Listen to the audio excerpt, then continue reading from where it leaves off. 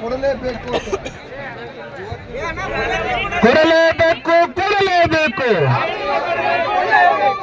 ನಾನೇ ರಾತ್ರಿ ಹೊತ್ತು ಹೇಳ್ಬಿಡ್ತೀನಿ.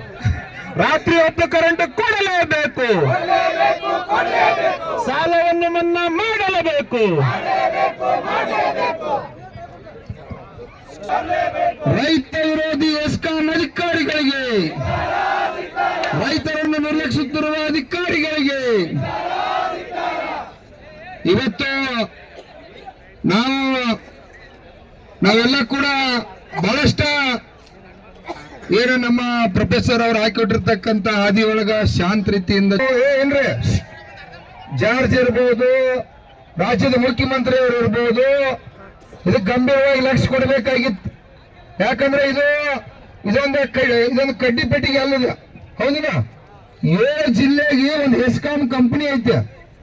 ಆ ಕಂಪನಿ ಒಳಗೆ ಒಬ್ಬ IAS ಮೇಡಮ್ ಅಧಿಕಾರಿ ಇದಾರ, ಸರ್ಕಾರದ ಅಧಿಕಾರಿ ಹೋದ್ರು.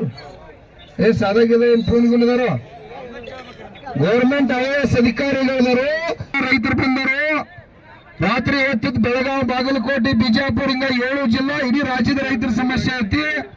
ಅವ್ರಿಗೆ ಕರೆಂಟ್ ಕೊಡ್ಲೇಬೇಕು, ಅವ್ರ ಮಕ್ಕಳ ಶಿಕ್ಷಣ ಅವಶ್ಯಕತೆ ಐತಿ, ಅವ್ರ ಮಕ್ಕಳು ಅಭ್ಯಾಸ ಮಾಡಬೇಕು, ದನಕರುಗಳ ರಕ್ಷಣೆ ಐತಿ. ಜಾಸ್ತಿ ತೋಟದ ಮನೆ ಹಚ್ಚಬೇಕಾಗಿತ್ತು, ಕಳಿಸಿ ಇಟೋರಿಗೆ ಒಂದು ನಿರ್ಣಯ ತಗೋಬೇಕಾಗಿತ್ತು. ನಾವ್ಯಾರು ಇಲ್ಲಿ ರಸ್ತೆಗೆ ಬರೋ ಅವಶ್ಯಕತೆ ಇದ್ರಿಕಿಲ್ಲ.